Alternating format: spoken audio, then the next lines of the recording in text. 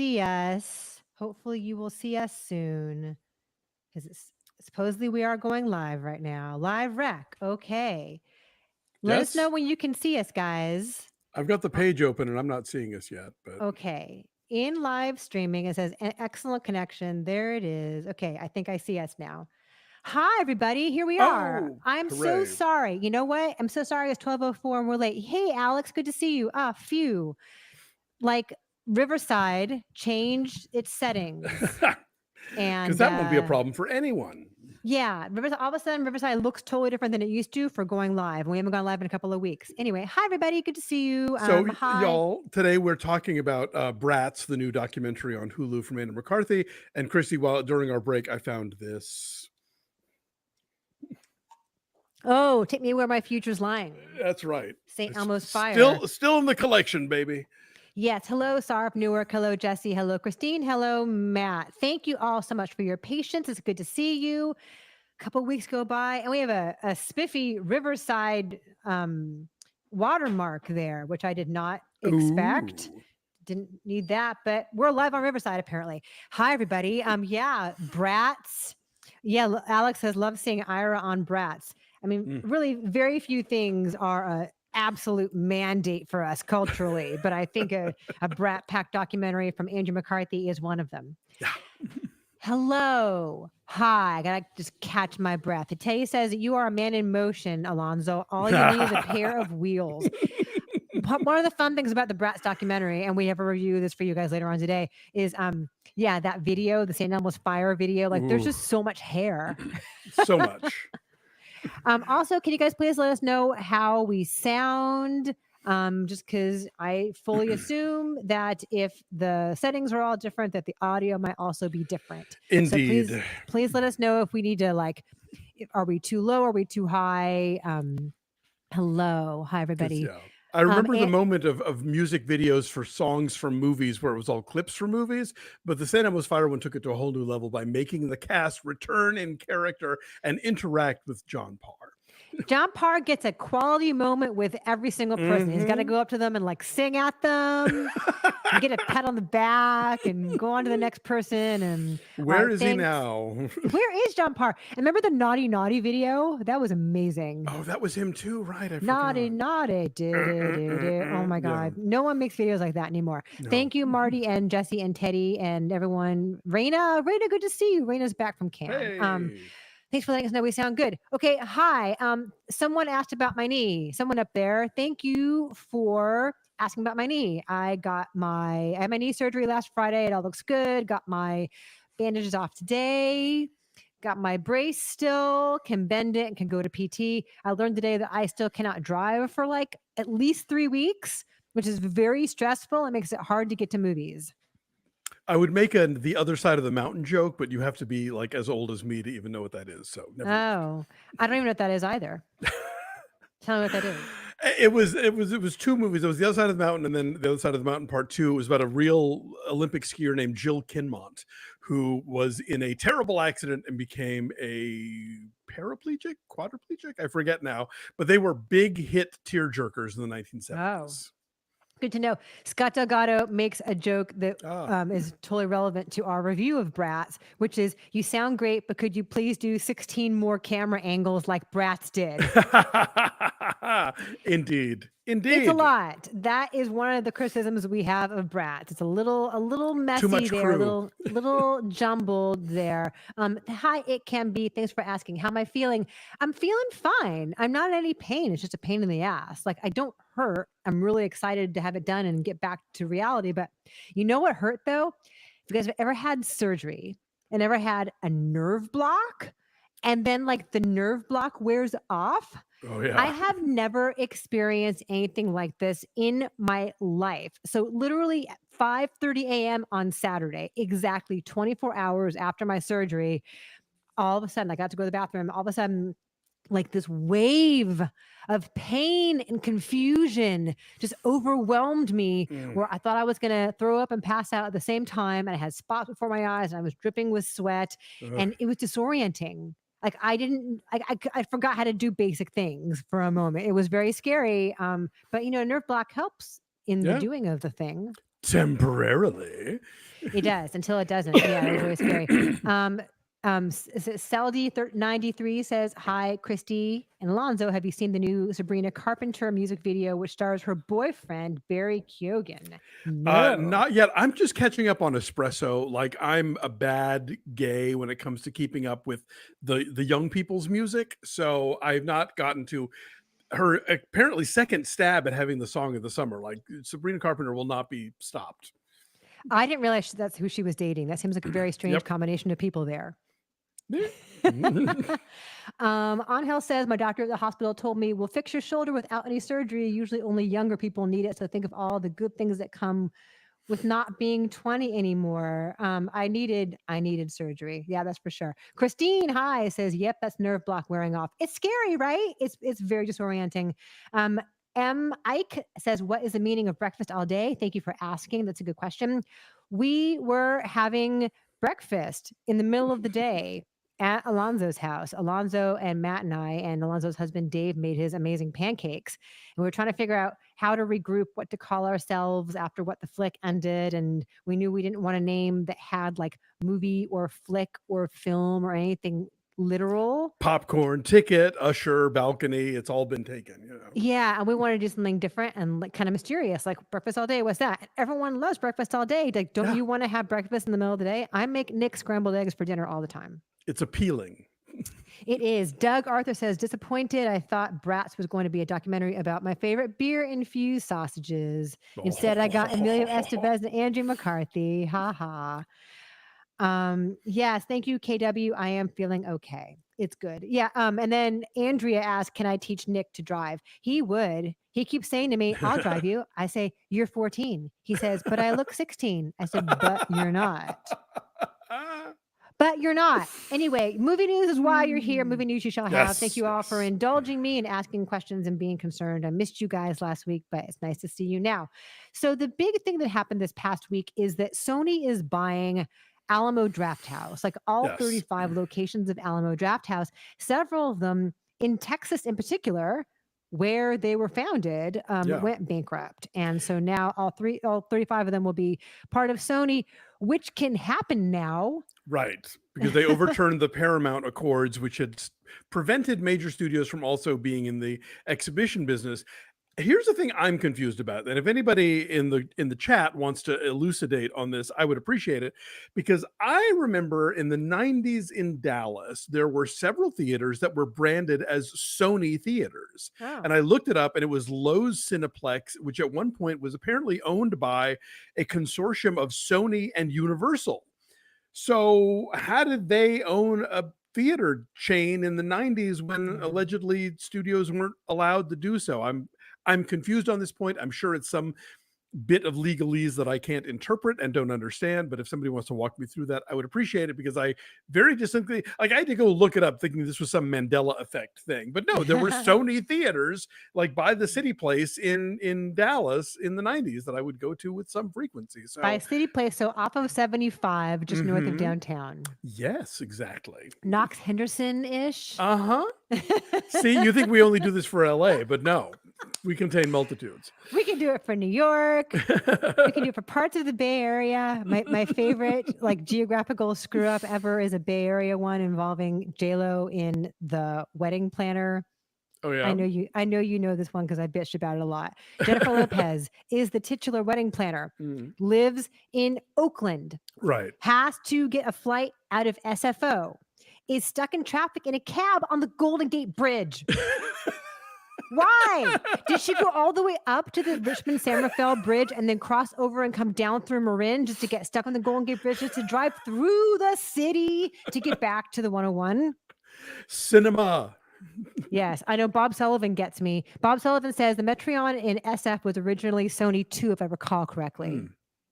Yeah, so apparently Sony and Universal had some stake in theatrical exhibition, even though allegedly they couldn't, because according to these articles I'm reading now, it's like, oh, it's the first time in decades since the Paramount Accords were handed down in the 50s or whatever that a studio could own a theater. And I'm like, well, what about the other ones? But those were somehow different. So I don't know. Maybe because there were only a few of them and this is a larger chain. Maybe that's something to do with it. No idea. I don't know how that works. 'Cause, like, obviously Disney could own the El Capitan because it was one theater, and they basically Yeah. just used it as a showplace of their own stuff. So, why not? Amazon Um, bought that old ArcLight location the in Culver Culver, City. yeah. And apparently now has to, like, because it's a multiplex, they screen non-Amazon stuff there. And then, Netflix bought the Paris in New York Yeah. and the Egyptian, and then something in San Francisco too, I want to say. Mainly as a way to sort of assuage filmmakers that they could actually exhibit their stuff and to do Oscar qualifying runs. Yeah. So, what do you guys think about this? Like, I wonder how this will change. And I think, part of what made Alamo Drafthouse special was that they were like, what? Were they the first to do the whole serving you food while you watch a movie thing? And also, they, in recent incarnations, have been really serious about your conduct within the Sure. theater, and that made it a special experience. You can't be on your phone, for example. But it started out with just one little place in Austin on Right. Congress, and I went there in 1999, I want to say, for Harry Knowles' first butt numathon. Oh, wow. Yes, 24-hour film festival. Vin Diesel came to introduce Pitch Black. Mm. It was a trip. They showed Fritz the cat. It was a full day, but then they since exploded all over the country. I know someone in the comments mentioned that they were going to open one in Orlando. There are several here. There's one in downtown LA. Do you guys like Alamo Draft House? Do you like that whole method of bringing you food and drinks while you eat? I know that. I think I is it iPick that does that as well. I picked does, yeah. Some AMC's do it, like out in the beach cities, I think. I mean, I think the cool thing about Alamo is also like the programming. Like, I remember I went there not long ago and saw like this crazy Elizabeth Taylor movie called Identikit, aka The Driver's Seat, as part of some series. I don't remember what the series was.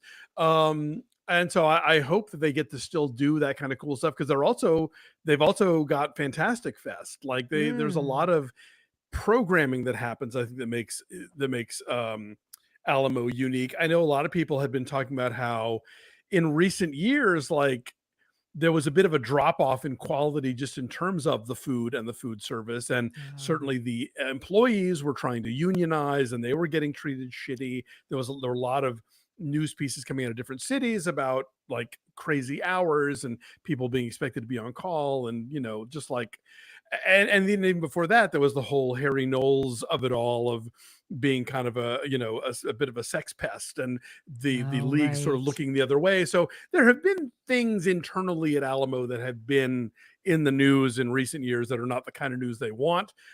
I don't know if Sony's going to make that better or worse, but I think if better to have a Sony owned Alamo chain than no Alamo chain, which I think is where they were heading. If they were, because they did just, yeah, they closed up several locations in Dallas and like Yeah. in the Midwest. So I don't know.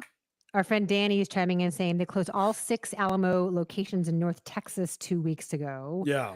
That is a bummer. And they also closed the Angelica in Plano. So like North Texas theater going got a real blow in the last couple of weeks. Yes, I want to say thank you to Sar of Newark. Thank you so much for your kind donation. Good to see you there. Thank you for that. His rewatched Studio Ghibli film when Marnie was there, labeled as queer bait, yet plot twist is the same as the novel. Doesn't seem a fair critique, as if they're being disingenuous thoughts. Do you know when Marnie was there, Alonso? Oh man, I'm sure I've seen it, but I don't remember the plot specifically. Yeah, let us know. Look, the young people get angry about a lot of things, and bless them, because I just had this. I had a chat this week on gallery.com, Galerie, which is this cool little curated film service run by Indian Paintbrush, who just bought Criterion. Speaking Oh, of people buying things, yeah. anyway, Travell Anderson and I were talking about when we were growing up, there were characters that you would see and stuff that we would now consider problematic, but because of certain aspects we could glom onto that we found, positive or empowering, or we would kind of forgive the shitty parts. And I like that the young audiences now aren't forgiving the shitty parts. Like they want what they want, and they know what they think is appropriate, and so they're going to talk about it. So I can't speak to that film directly, but Yeah. you know, um, at least we're having this conversation. Yes. Seth Roble says Alamo Drafthouse is my closest theater. We love it. I love Cool. their 30-minute pre-show, which relates to the movie that they're showing. They showed the trailer for Burt Convy in Racket before Challengers. Love it. Wow. I know they have like Grease sing-alongs and like in sync sing-alongs. Like they do fun stuff like that maybe is not necessarily exactly a movie. So yeah, and if Sony can buy Alamo Drafthouse, like why can't somebody buy the Cinerama Dome? What the hell is happening with the Cinerama Dome? I know. We keep thinking That's something's going to happen. Every once in a while, there's a report of like, ooh, there's like a sign in the window saying they've applied for an alcohol license, and then it never happens. Yeah, that needs to happen. Like I would love to have the ArcLight Hollywood back, but we at least need the Cinerama Dome back, and I just hope that somebody makes that happen. It is historical. Christine, thank you so much for your kind contribution. Christine says, was Split Bridgerton season to encourage longer Netflix subscription, or did they want the Bridgerton 2 LGBTQ reveals to drop in Pride Month, or both? Those are all good questions. We watched the first 2 Bridgertons of the second half. We watched episodes 5 and 6. We'll be reviewing those today on Instagram on Patreon. And I don't know what the other reveal is, so don't tell us. We haven't gotten there yet. We haven't watched all 4 of them. We stopped at a moment that was a major cliffhanger and showed great restraint in not continuing. Yay us. Look, I think that I honestly don't get the whole drop them all concept, because yes, people like to binge and whatever, but I think you get a much longer conversation and active interest and participation in the season of a show if you make people wait episode to episode. I think like people are dying to see season 3 of The Bear. And I think that the conversation about The Bear and what's happening on The Bear would last well into the summer if they did it episodically, weekly, in a serial format. But because they're dropping all of season 3 at the end of this month, no one will be talking about it after like mid-July, except for us, because we're going to do it 2 episodes at a time on Patreon. Yeah, I like to space them out and savor them, So Christopher Catchings, thank you so much for your kind contribution. He's got a question for us. You guys never reviewed BJ Novak's Vengeance. Why not? I was dying to hear your feedback. You're the only reason I sat through the movie. Same with the new Shyamalan movie. So I don't recall what BJ Novak's Vengeance is. When did it come out? I saw the trailer for it. Was it last year? Was it 2 years recently? ago? It's been a wacky year for us, Christopher. Between Alonso launching his book and me having knee surgery, things have not been normal. and frankly, like we can't.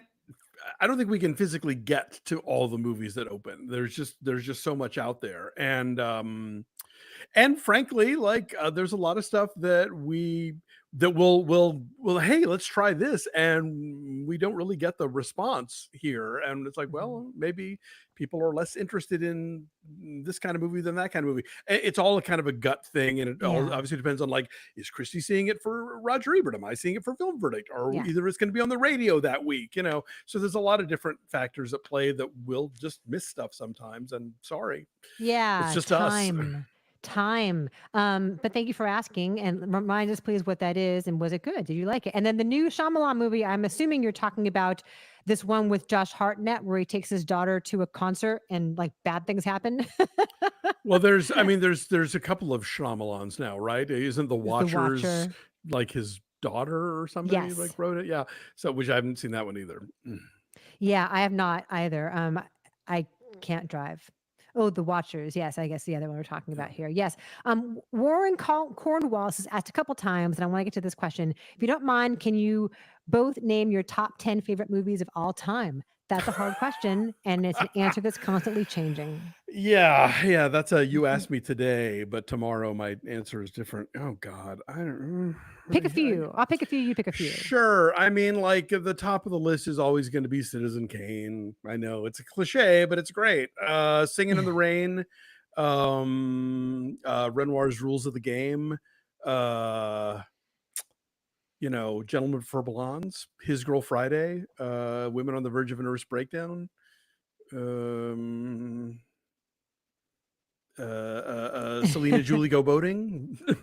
uh, and then of course the thing is like we're talking about 10 best or 10 favorites. Like I adore Willy Wonka and the Chocolate Factory. It's probably the movie Right. I've seen more than any other one. Would I call it one of the 10 best films ever made?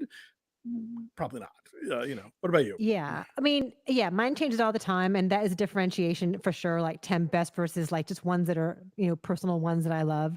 Um, you know, I often go to Fellini's Nights of Cabiria. When people ask me what's your favorite movie ever of all time, I just pick that because it's Sure. great. It's my mom's favorite Fellini film. She was enormously influential on me with my love of film throughout my life. I think movies I've seen a million times, like The Sound of Music and The Wizard of Oz, No Country for Old Men, Rushmore, Stop Making Sense. There's just so many. It changes constantly, all the Yeah. time. Have you So seen Sweet Charity? I have not, but I know what it is. Yeah, I've never seen it either, and I keep meaning like every time it pops up on TCM, I was like, I gotta watch that because like I haven't seen that, and I haven't seen Lenny, and I really love the Bob Fosse movies I have seen. But if I were more into Nights of Cabiria, I'd be more hesitant about watching it just because it's a remake.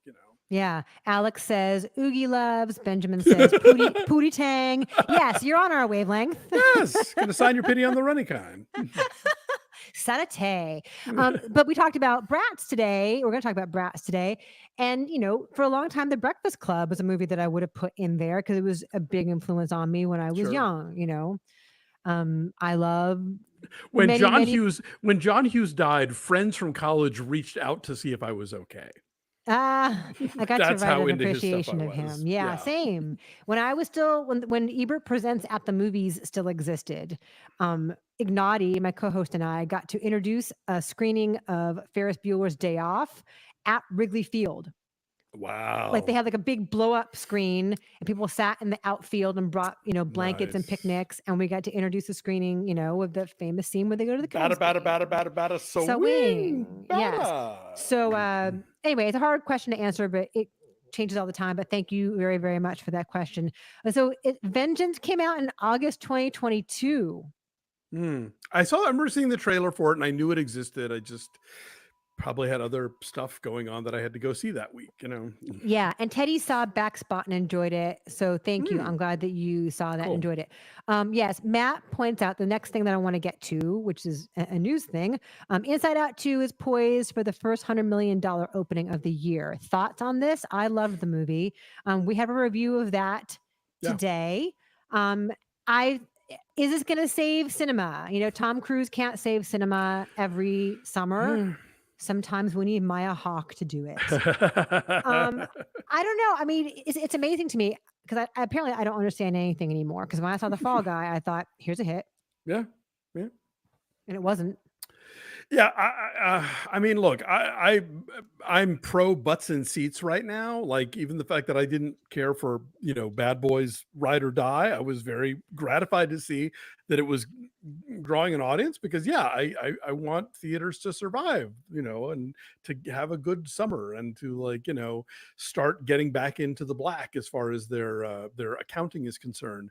But on a title by title basis, I don't ever think about the box office because that's not my job. Like, I'm not Scott Mendelson. I'm not tracking this stuff week to week and kind of figuring out what it all means. And he's very good at that. And I enjoy reading him. But like, I see the movie and I talk about the movie and the movie opens and then the movie's just going to go do what it's going to do. And, I think very often the films that we love don't immediately burn down the wickets, but then later, find their audience or whatever. I mean, like we loved Challengers and it didn't do giant money, but it didn't really have to because it's an Amazon movie and that movie exists to get people to like subscribe to Prime, and whether or not anybody saw it or it made a dime doesn't diminish its greatness. It doesn't impact how good the movie was. It just impacts some accountant later being like, oh, we tried the tennis menage a trois movie and it didn't work. We're not doing the script, So yeah, I don't know. I want movies to do well because I love movies and I would think people should go see them in a communal experience. I want that facet of our cultural consumption to live on. It's, one of the things that they talk about in Bratz, actually. I think, is it Leah Thompson who talks about this? Yes. No. going to buy a ticket, like the importance of like Yes, to standing in hold line and you buying a could ticket. and buying a VHS cassette and like holding it in your hand. And you feel Is like you have some ownership of it, Yeah, right? you're Like not the just idea of clicking a like, button on Spotify. yeah, the idea of like standing in line to buy a ticket and Yeah. not knowing where you're going to sit ahead of time. And like Right. Bret that Easton Ellis talks whole, about that. Yeah. yeah, Bryson Ellis talks about that. Yeah, right. You're right. So, I would like for that to happen because that can be a transformative experience when people aren't assholes on their phones. David Leman, thank you so much for being here and for your kind contribution. David says, I disagree with the other viewers' assessment that when Marnie was there is problematic. I rewatched it and the movie talks a lot about social anxiety and mental health. Okay. Okay. Thank you. Teddy says, I missed, oh, there it goes. Ryan Reynolds says something about Deadpool 3 selling out opening weekend. See, like that is something too, I think will be popular, but it's also an extremely hard R. True. Yes. But Whereas everyone can go see Inside Out too. yeah, there is that. I've been seeing like there was some headline on Deadline that was like it could be the first $200 million movie since the pandemic. And I'm like, all right, well, that'd be nice. I mean, Yeah. it'd be nice for AMC, but it's not gonna. I'm not gonna like.